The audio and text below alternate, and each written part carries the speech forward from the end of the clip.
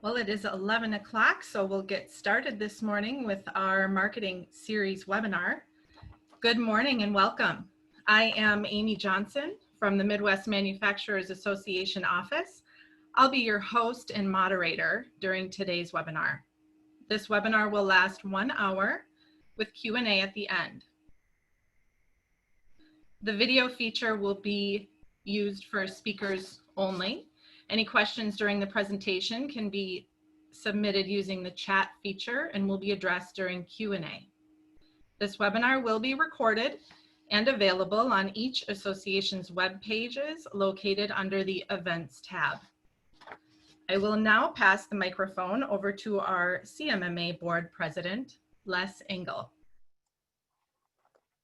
Good morning, everyone. So I'm Les Engel, President CMMA, and extend a welcome from Central Minnesota Manufacturers Association and the Tri-State Manufacturing Association and the Arrowhead Manufacturers and Fabricators Association. So we really appreciate you taking time from your busy schedule to join us. Our goal is to provide content that specifically helps manufacturers and to provide manufacturing solutions. So today we welcome you to session 3, featuring a discussion on essential marketing practices for small businesses during the pandemic.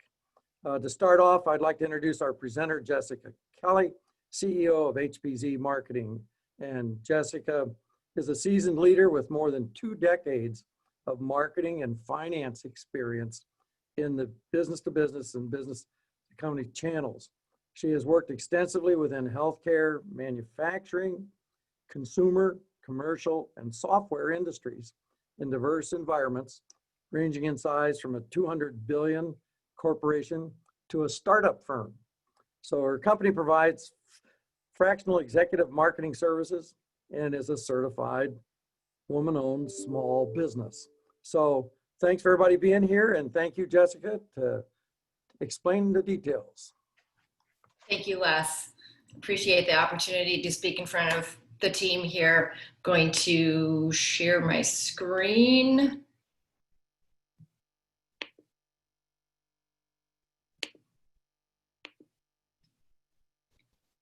Bear with me here. All right.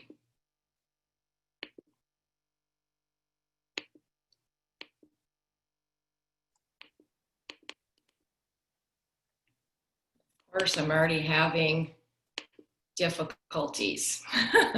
Gotta love technology, don't you? All right, let's try another option.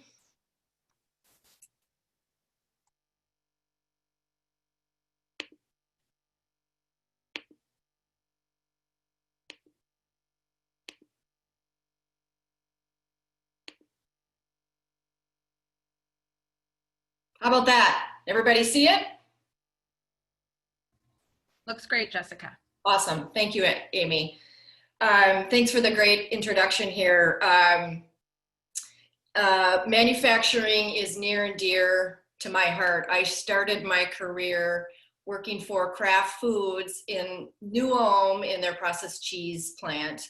And that the health of our manufacturing community really impacts the health of our state and our nation.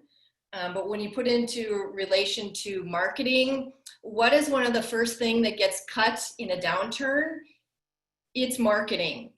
And for us experienced marketer, this is not our first rodeo, whether it was 9/11, the 08 financial crisis. Obviously, this is much, much more devastating, what has happened during the pandemic and within our communities. But marketing's principles are still the same. We have to get customers, and we have to keep them happy. Obviously, we need to figure out how to do that much more cost effectively and still be effective. However, small businesses and manufacturers just don't have the access to tools and resources that big companies do. But that doesn't mean that you should be able to do that and be successful. So are any of you having these marketing feelings? You're scared what to do with your marketing. You are unsure about your marketing skills. You're kind of paralyzed.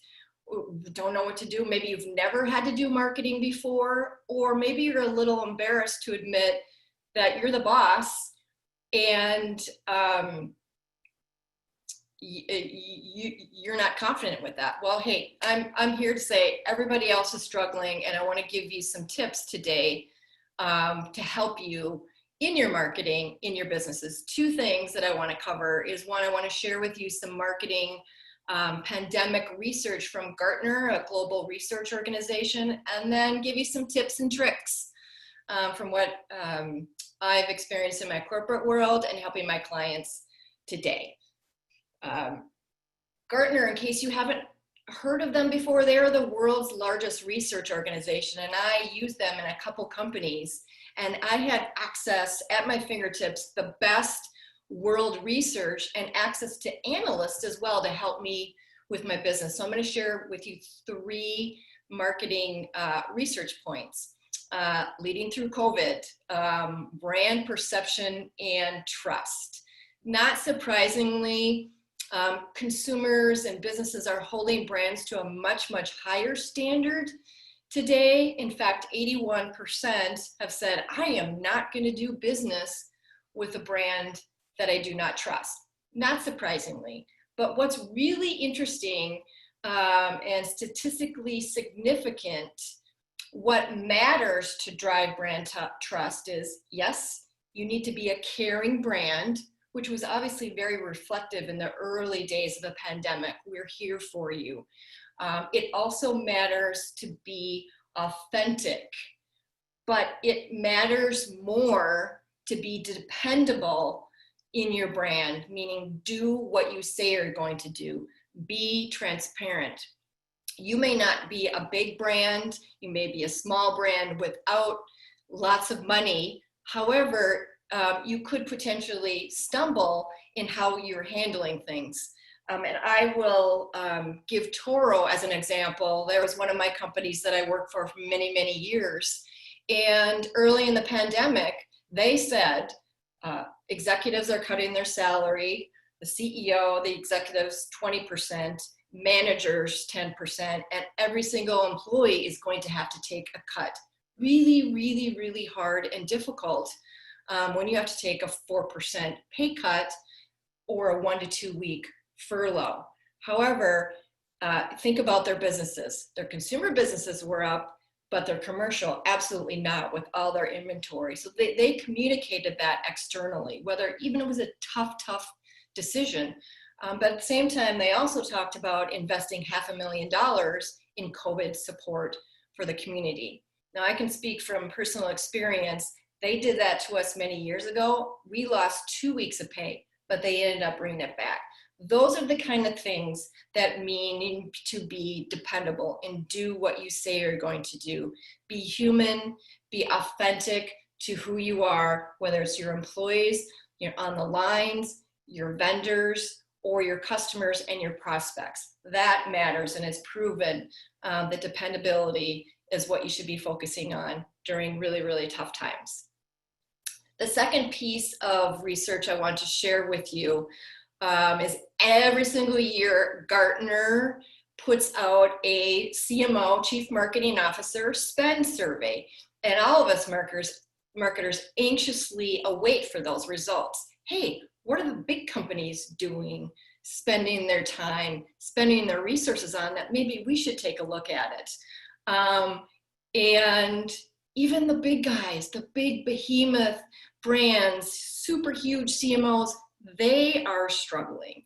This research just came out this summer, and they surveyed over 400 marketing leaders, and their business sizes ranged from 1 billion to 20 billion. And manufacturers were a key part of it as well. I believe it was 80 CMOs responded to the survey. And big guys are struggling. There's some 3 key insights that really, really hit me is, number 1, marketing data and analytics has been such a key strategy for marketing leaders to use data to run their businesses, but they are struggling that this not proving value. In fact, many of them have rudimentary capabilities. I mean, think about it, billion-dollar companies, and they can't have the data to figure it out. So do not for 1 minute feel bad that you don't have the data infrastructure, that you don't have a data scientist to tell you what you should do in your marketing. Have some data to help you make your decisions and move on. The second piece that the big CMO brand said, you know, personalization is a strategic focus. And what that means is individualization in marketing. So I'd send a personalized email to Les or Amy because I know what products they may be interested in. And these guys are saying, you know what? We are going to abandon this due to lack of return. Really, really interesting. The third piece of information in the CMO spend survey was they are very conflicted over lead importance, meaning your marketing qualified leads, MQLs, and your sales qualified leads, SQLs. Only 12% said that demand generation is a strategic focus. Not surprisingly, brand strategy and health bumped to the top. But leads is still a number 2 valuable metric. And that is a huge disconnect. But think about it. It's not a part of your strategy in demand generation, but we're going to report on it every single month. What does that do to where you should be spending your time, and how do you know if you're successful? Again, we got to figure out how to get customers and keep them happy. And I will share links afterwards so you can get access to this, but really fascinating, hot off the press that just happened from Gartner. It's expensive to be a Gartner client, but they are offering so many free webinars, all sorts of disciplines for finance, for supply chain, for strategy. I'll send you the link. Take advantage of getting to know what the latest and greatest research is. The last piece of research from Gartner I want to share with you is optimizing marketing technology cuts in turbulent times. Obviously, the challenges that the world is experiencing, you got to look at every penny that you are spending. And right away, big CMOs, over 3/4 said, yep, we are cutting our budgets 5%, 15% or more, not surprisingly. What was interesting, a couple months later, they were surveyed and only half said, yep, we're cutting significantly, because some businesses really did well and needed to spend more money. So this brings us to our very first poll question. I'm interested to hear what you've experienced in your marketing budgets. If you have a marketing budget, what kind of cuts have you experienced, if you have? Jessica, I hate to admit this, but our polling session is currently inactive. Okay. If that comes back, I will let you know, and we will try that on the next one. You know what? We try our best, and sometimes technology just does not work. So think about how these numbers compare to what you've experienced.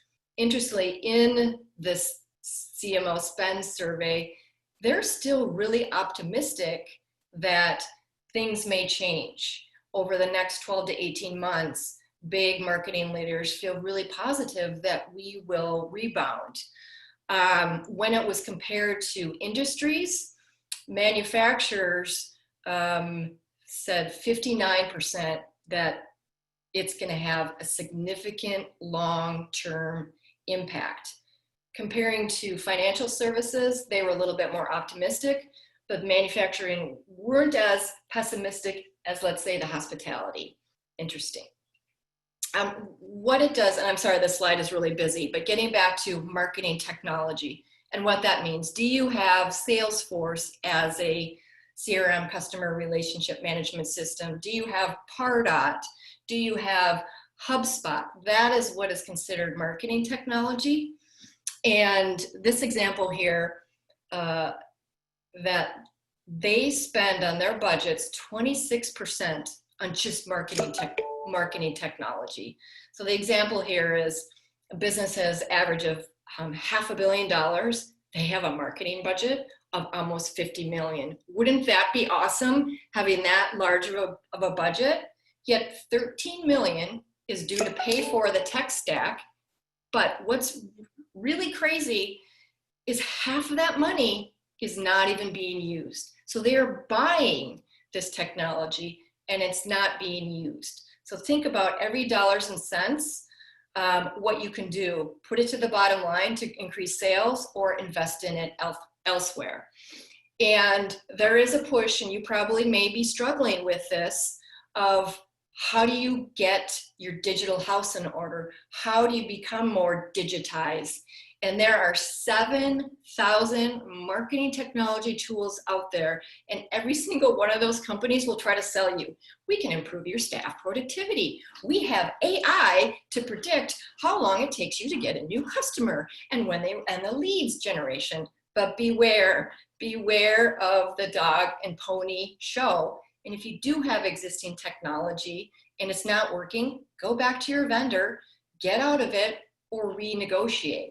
And Gartner put forth this nifty grid that you put pen to paper on quantifying, can you get a return on this investment for your marketing technology tool? So again, don't worry that you're struggling with what to do and build your marketing competence. You know what? The big guys struggle with it too, but have resources and tools to help you make decisions. So that's the first part of our talk today on sharing the latest and greatest with Gartner, the world's largest research. And please take advantage of this data and other webinars to help you in your business. So let's get to the next part. What are the things that you should be doing, essential marketing practices to boost your business? I'm going to talk about 3 things. Number 1, double down on efforts with customer satisfaction. 2, get your digital house in order. And 3, leverage the use of free tools. Starting with number 1, double down on customer satisfaction. Do not give your customers a reason to choose a competitor. And you may be thinking, duh, Jessica, you have no idea how hard we've been working in the last 6 months to keep our customers happy. But we are in a really weird, like 3 little bears type of time. Are we reaching out too much? Are we reaching out too little? How do we know what's right on working on customer satisfaction activities? And here's my tips for you. Number 1, do a Net Promoter Score survey called NPS. If you're not familiar with them, you've all received emails, and it's the email that asks, on a scale of 1 to 10, do you recommend our business? That is a Net Promoter Score, and it's a proven methodology to predict future customer buying behavior. And it's easy. You can do it via SurveyMonkey, free. 3 questions. How likely are you to recommend us? The 0 to 10 scale. 2, what did we do well? And 3, what could we do better? And then do this right away when you get new clients.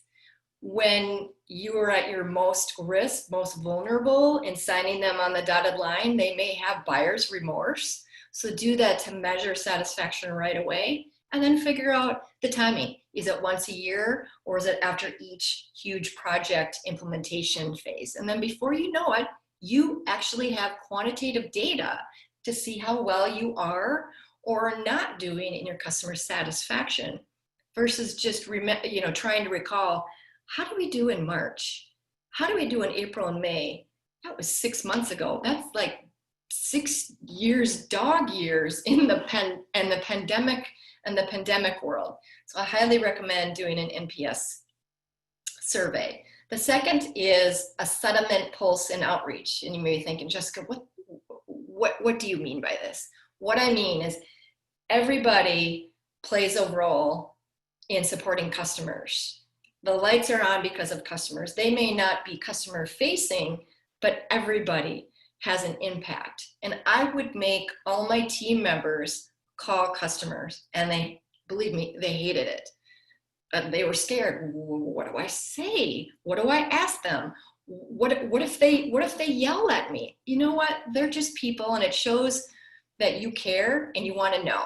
So let's say I call Les. Hey, Les, you have been a long time customer. How are we doing? How are we doing? And Les could say, hey, thanks for calling. I appreciate it. You're doing a good job of communicating and your newsletter, but it really bugs me that I find out about new stuff before other people. I'm a long-time customer. Please, we need to improve our communication. Got it, Les? I'm working on it.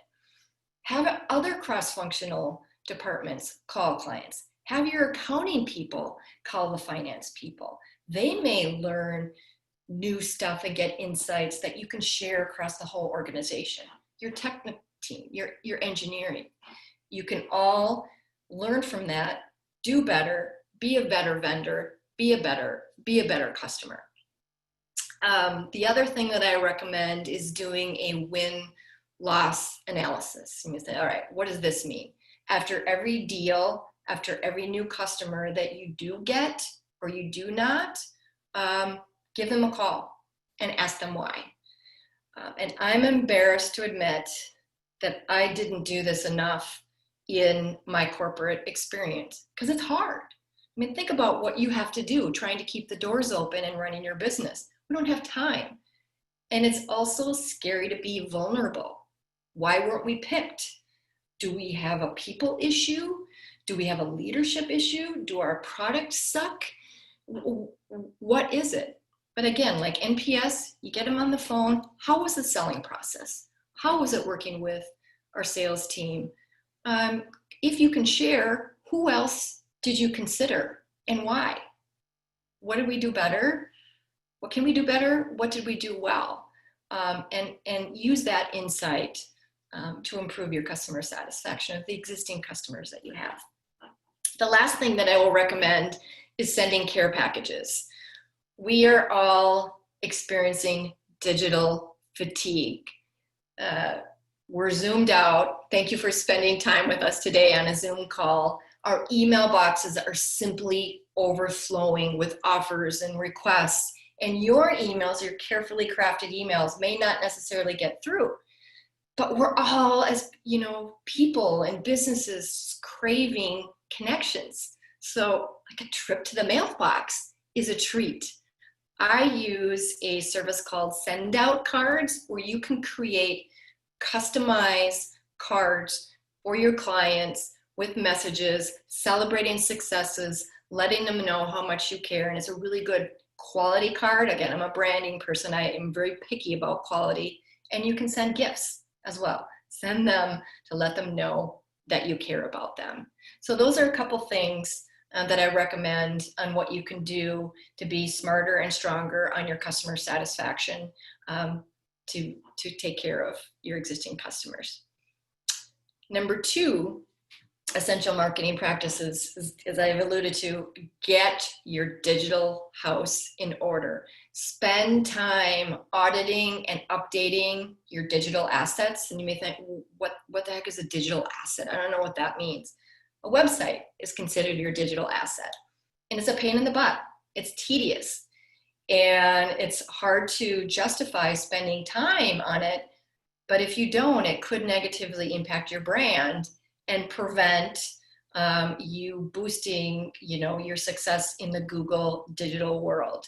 First thing to do is complete a technical site audit. And you may be thinking, what does that mean? I don't have people to do that. Easy peasy. There's free resources that you can use, and I'll give you some screenshots and share links with you afterwards. Screaming Frog, Neil Patel, Uber Suggest, Web Page Test, and Academy at Moz. So this is Screaming Frog. Don't you love that name? It's so awesome. And I know it's really busy here, but you put in your website URL and it scans all of the pages. And if you have less than 500 pages, you can do this for free. And what this is, think about your website, and in the Google world, think about your website as a book. How do you get your book to be put on the library shelf? How do you get someone to want to be able to check it out? Well, you have a cover, you have a title, you have artwork, you have a table of contents, you have chapters, you have words. This is exactly what they look at to see, are you missing anything?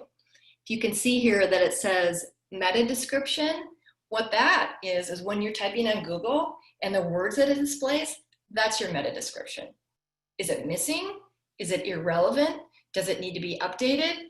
Is it relevant to your prospects? If you see H1 and H1, H2, those are your headers. Again, they're like the book chapters. So Google can find relevant information on your site, and then you can export it and take a look at it and start doing elbow grease to boost up the words, the meaning, the content on your site. Another free way to do a technical site audit is through Neil Patel's Uber Suggest. You may or may not have heard of him. He's kind of over the top, but he has completely disrupted the SEO, the search engine optimization industry, and giving free tools. So you can do the same thing and run your website through it, and it can tell you right away, it gives you a score, how well you're doing. Do you have technical issues? What are some of the things that you need to fix? And I will call out Les again. Les will say, hey guys, we got a meeting. I need everybody's ideas of what we can do to boost our digital success, whether it means selling online or just increasing sales digitally. And it puts everybody on the spot. And what you can do is just type in through Neil Patel, your URL, and then you get this. And you can look at the top here. And I would say to Les, hey Les, there are 8 pages on our website that don't have enough words. How about we spend the time in hiring a copywriter, a magic pen writer that can really build relevant content to who we are, what we do, and how we help customers. It takes a lot of time, but if you guys can see this on the far right, the impact to the business, the impact to search engine optimization is huge. Really, really important. And then, if you do have other technical issues, it might be time to call a plumber or electrician to help you fix your website. But again, there you go. Easy peasy technical site audit. The other thing that you need to do is figure out how fast or not fast your website is. There are many, many types of website speed checkers. I like this one. If you can see at the top, I have all A's now on my website, but I didn't before. I had an F, I had one A, I had a B, I had a C, and I had a D. And I implemented a plugin on my WordPress site, and it, tinkered with it and boosted. But the one thing that I want you to take away, and I know this is hard to see, it says first bite. So when Google's grabbing your website, how long it takes for them to get their first bit of data on your website, it needs to be less than half a second. If it's longer than that, Google will penalize you for your speed. Again, you want to work on Google Food. How can we move up the food chain so people can find us digitally, whereas you may not have ever had to be digitally before, because you make stuff. You make stuff for people. You didn't have to worry about being strong in the Google world. So that's a really important tip to do. Sorry about that. Next thing is Moz. Moz is another great resource that you can do some free stuff and check in your website. But what I love about Moz, if they have a lot of digital SEO courses, and they've been offering them for free during the pandemic. I think it might end at the end of this month. But if you're feeling not strong about your digital expertise, you want someone on your team to learn, really, really wonderful resources to build your digital chops. So after you do your tech audit site on your website, take a look at other systems that you may have set and forgot. Let's say you do have an email system. Do you have an automated thank you message that hasn't been taken a look at a while and it's really cold and impersonal? Thank you for your business. Take a look at that. Your phone messages, have they been updated to reflect what's going on in your business? Again, just, stuff that you don't think about, but it can negatively impact your brand. Also, refresh images that you may have used pre-pandemic. You might have spent a lot of money on them too, but they're not relevant. And you may think, why does that matter? Why does it matter to do all these things when we're trying to keep our doors open? If prospects see something, whether it's an image that's not reflective of what's going on, they may think, if you can't take the time to fix an image, why do I think that you'll give me the care and consideration as a customer? And I know you're all busy, but if you're going to get this thing out, this brochure, the e-brochure, an email, just stop and reflect, and even send it to a cross-functional team to have them take a look at it. Does it make sense? And if it doesn't, stop and start over. The other two really, really important things: security. I'm really tough on my clients to make sure that they have long passwords and they have two-factor authentication. And I would encourage you, if you didn't attend the manufacturing webinar a couple weeks ago about security, small businesses are at risk, high risk of getting hacked, go take a look at that. And then accessibility. You guys know this inside and out of your physical properties, but did you know, from an ADA standpoint, websites are considered public spaces as well, and it must be ADA compliant. This is a screenshot of my website here. It's the wheelchair guy. So if somebody comes to my website, this has some challenges, they can click on it and they can explore to make my website easier for them, whether it's reading the words aloud or you changing colors, audio, for those that are visually compromised. And I have an amazing guy, if you're interested, that can help with that. So work on your accessibility. So there you go. Takes a lot of time. It's not sexy, it's tedious, but get your digital house in order and leverage the free tools to get that going. The last tidbit I want to share with you is maximize usage of free tools that you have available to make up for the fact that you have a significantly slashed budget or possibly no budget at all. And the number one thing that I recommend that you do, and hopefully you'll do this afternoon, is get your Google My Business page, get it claimed. And what does that, is this my Google Analytics? No. If you type in your business name and what comes up on the right, that information is pulled from Google My Business. It literally is free advertising to talk about your business and what you do and how you can help. And it really helps you stand out apart from your competitors as well. Go claim your Google My Business page. And here's a screenshot of what a dashboard would look like. And there's so many things that you can do. You can do posts. So if you're doing a little bit of social media already, you can repurpose this content and put a post here to boost your appearance on Google search and maps. This is where you would get reviews. You can actually set up messaging between your clients. You can add photos. You can add videos. You can put content on your products, all for free. If you notice down here, the performance, this is with a client. They, in the last 28 days, they've received 3 million views. Call that impressions, eyeballs. Having 3 million eyeballs on your business. That is worth gold to boost that part of your business. And it gives you really easy insights.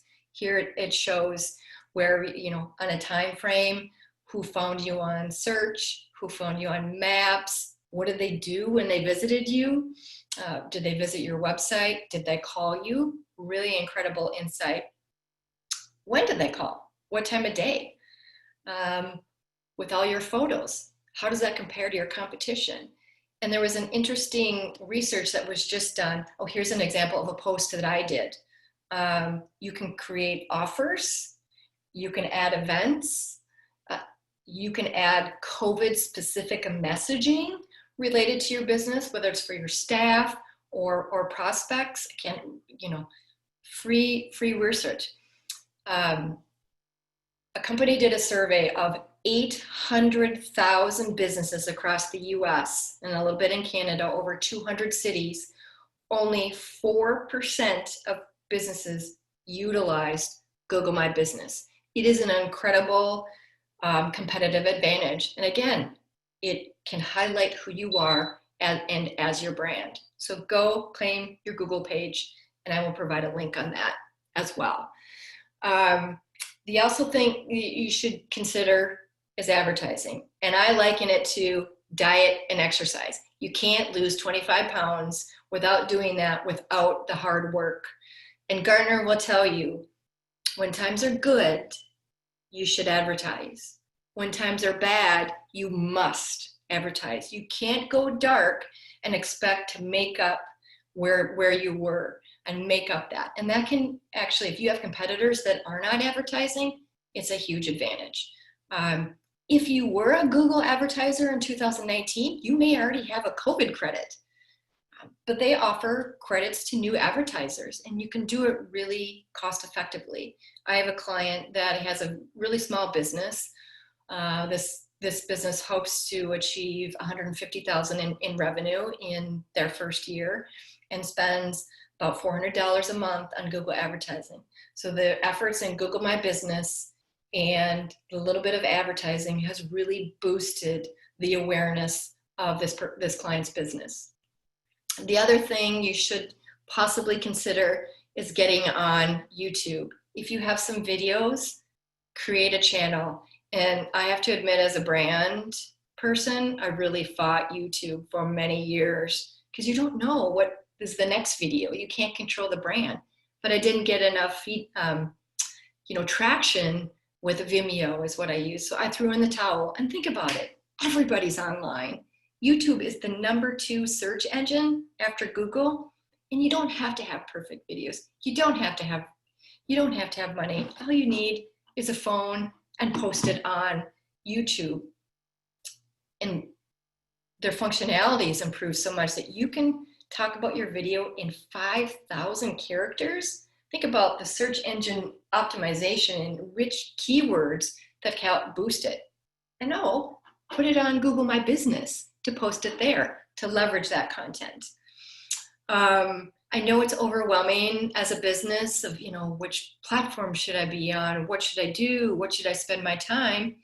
If you've ever considered doing podcasts to talk about your business and is it relevant to your audience, Anchor is an amazing free tool. All you need to do, record videos, come up with a title, an artwork, and they will post it and distribute it for you on Apple and the non-Apple.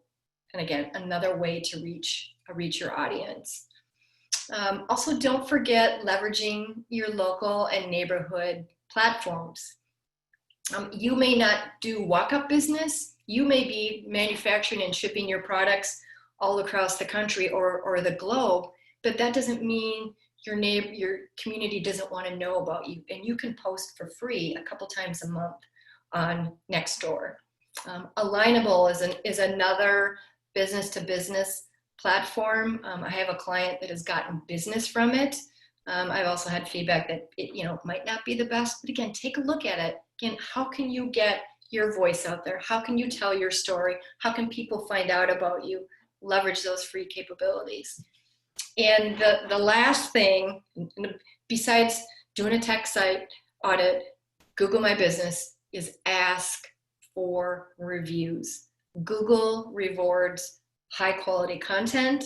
Google rewards fast websites, and they reward the quantity and the quality of reviews. It's having additional salespeople for you. So after every transaction, after every customer, ask them for a review.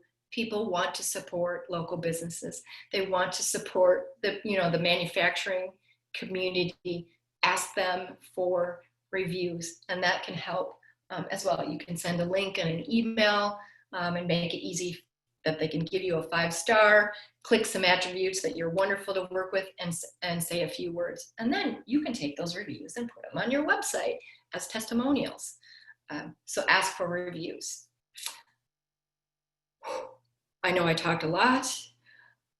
I know I threw a lot of information at you. I'm kind of like the Academy Awards. Get this woman off the stage. Get her to stop talking. But what I want you to think about is, before you consider doing this marketing thing, consider, is the juice worth the squeeze? Meaning, should we do it? What will we get out of it? And keep a number 10x in your mind. So let's say you're going to spend $450 to have a virtual exhibit at a conference. You should get 10x out of that. Can you get an incremental $4,500 in additional revenue? If you can't, should you do it? Or maybe you could get 8 times. So you may not be feeling confident in your marketing skills, but you can. You know, can I get what I want out of it? Will this help me get closer to new customers and keeping my customers happy as well? So strive for the 10x. I'm going to ask Amy, is our poll back up or not? I'm sorry to say it isn't, Jessica. No worries. No worries at all. I was going to ask you how confident that you feel in your organization's digital marketing capabilities. And just think about, hey, I feel really good.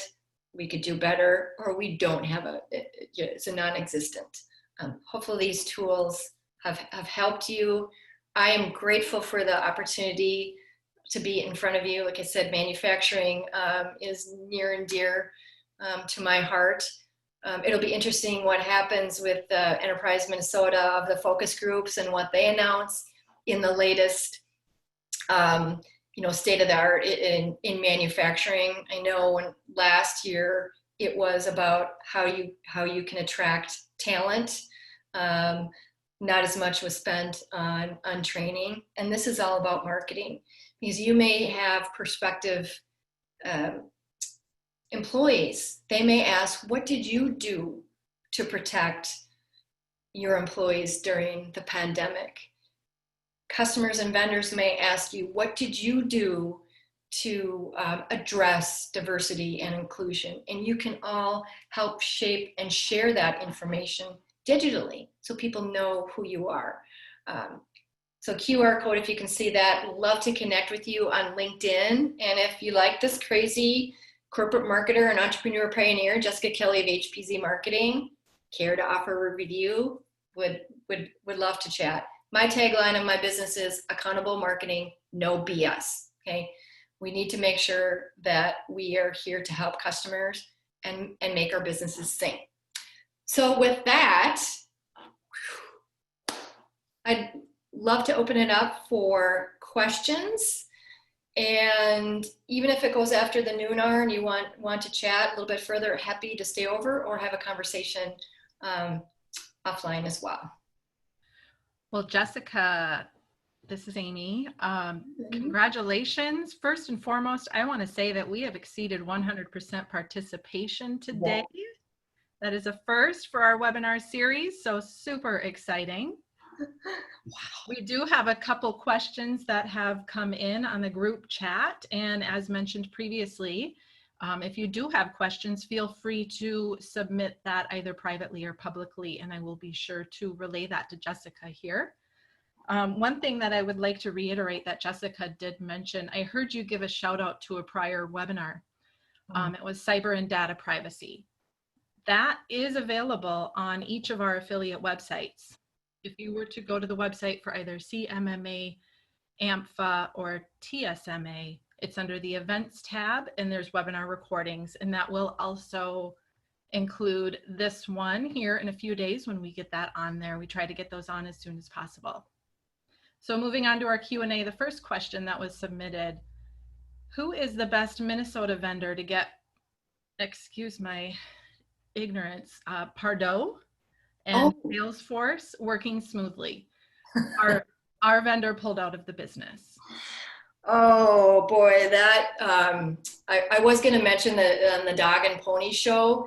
I should have mentioned Salesforce, because Salesforce says we can do it all for you, but if nobody uses it and it's so complex to work with, it's an epic fail, and that has been a challenge. I had worked previously with RedPath.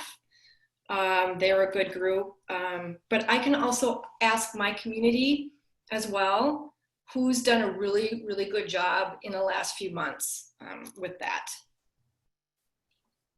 And feel free, if there are other marketers out there that want to make recommendations on the chat, that is available as well. Next question. What is the best tool to capture website visitors' contact information? What's the best tool to capture website contact information? Depending on what type of website that you have, if you can put in a contact form, let's say you want to download an ebook. There's also there are a lot of tools, but one that I really love is called Mouse Flow. And you're like, what the heck is a mouse? And what is a mouse doing on my website? But it actually captures activity. So you can, it's kind of like YouTube videos. You actually can watch user sessions on where they're going on your website. And are they leaving too quickly, or they're staying on areas, and it can capture where they're coming from. Obviously, in today, people have a lot of privacy aspects. So those are a couple tools, and I'll think about some other ones as well, because I mean that is a tough one to best get contacts, but you need to make it relevant to them for them to give up their email address as well. Next question. What are your thoughts on how much emphasis we should put in marketing on LinkedIn? Great question. Think about who your audience is. If you are a true B2B, and let's say you're a plastic company, or you make Tyvek covers for sterile devices, you could use Sales Navigator. It does cost money, but it's a really great way to reach in and find out who contacts are at certain organizations. You can actually do really cost-effective advertising with LinkedIn. And what I love about that is you can easily test a dozen different text ads to see which words are resonating with those specific audience, and you can tailor it to, I only want to send it to, purchasing agents, or I only want to target the CFOs because they're the ones that make the buying decision. And what I found during the pandemic, even though LinkedIn can be, it's a professional, maybe a little bit cold and sterile, people are having much more one-on-one conversations. So you could send a message on LinkedIn saying, hey, Les, I noticed that you are board president.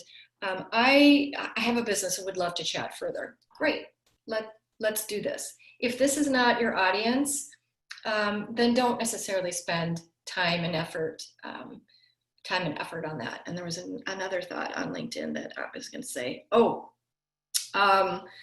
One tip that I love doing to figure out what your market size is pretend that you are going to advertise on LinkedIn.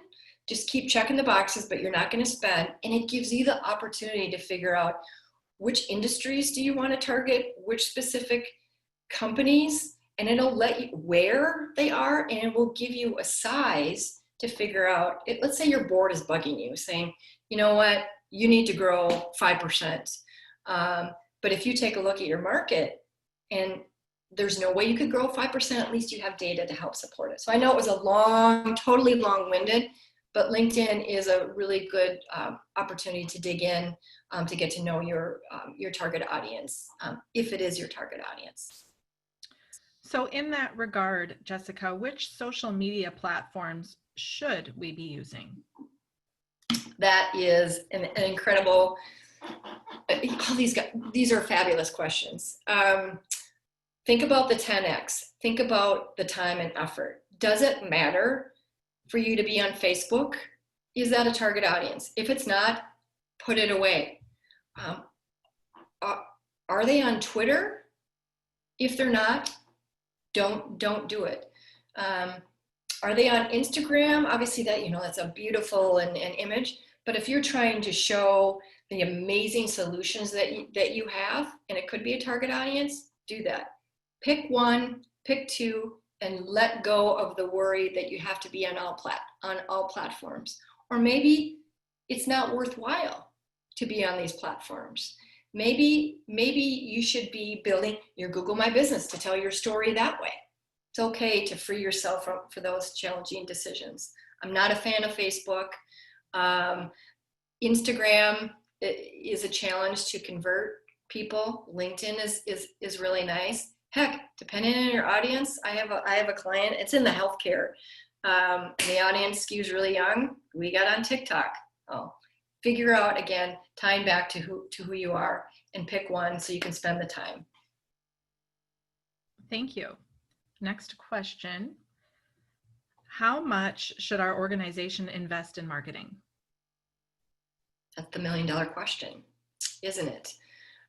For my clients, every single month, I keep track of the percent of marketing budget compared to revenue and what that is year to date, as well as the return on investment in marketing.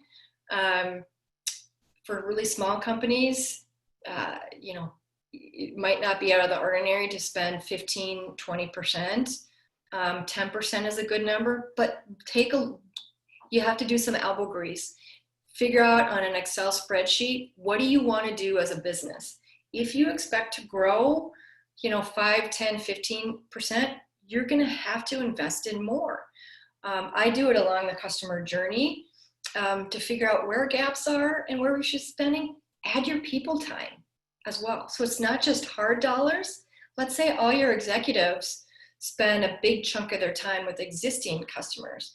Maybe your marketing team is on that end. Maybe your marketing team, you should allocate them to spend it on that. So then that could boost, instead of a 10%, it could boost it up higher.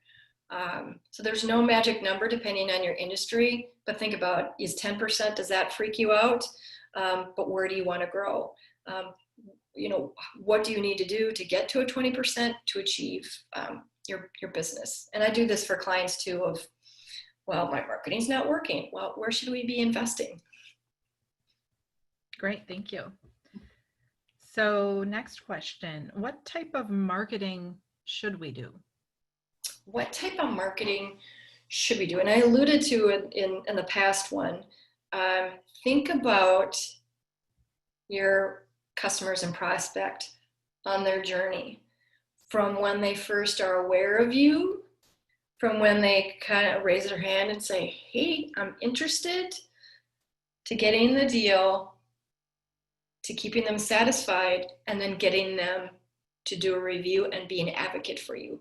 Those activities are completely different. So where you should spend your marketing, make sure you're spending a little bit on the entire customer journey, and don't track 30 things. Do a couple things on each one and track them every month, every 60 days, how well we're doing. That's the beauty of marketing. Test and learn. Did it work? Nope. Let's try something else. Did it work? Great. Let's do more of it or do better. So think about your marketing and what you should be doing, of how that applies to the customer journey. Hope that helped. Thank you, Jessica. And that is all the questions that I have.